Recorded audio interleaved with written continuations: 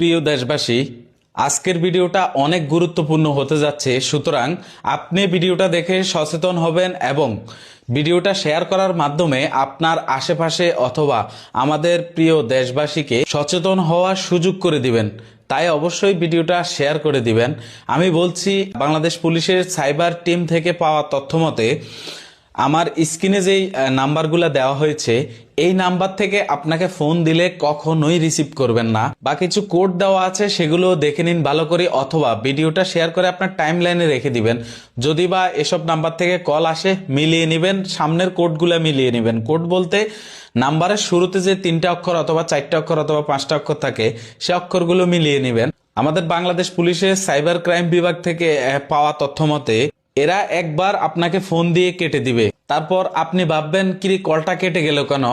যখন আপনি ব্যাক করতে যাবেন, ঠিক 3 সেকেন্ডের মধ্যেই আপনি বুঝে ওঠার আগেই আপনার কল লিস্টের নাম্বারগুলো তাদের কাছে কপি হয়ে যাবে। মানে তারা এমন একটা প্রতারক চক্র, তাদের কাছে কপি হয়ে চলে যাবে।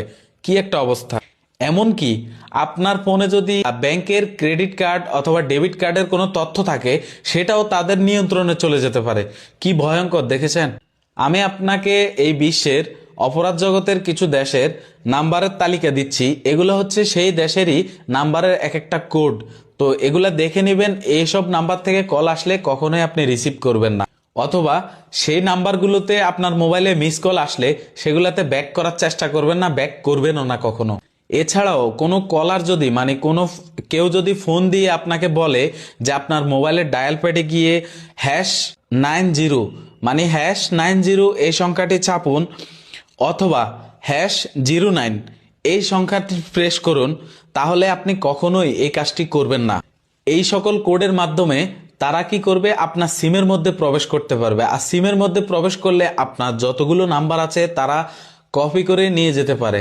সুতরাং সাবধান, তারা এগুলা ব্যবহার করে অনেক অপরাধ করবে এবং আপনাকেও সে সকল অপরাধে জড়িয়ে দিতে পারে। সুতরাং সাবধান। আজকের ভিডিওটা অনেক গুরুত্বপূর্ণ। সো আপনি নিজে সচেতন হবেন, অন্যকে সচেতন করার জন্য ভিডিওটা শেয়ার করে দিবেন।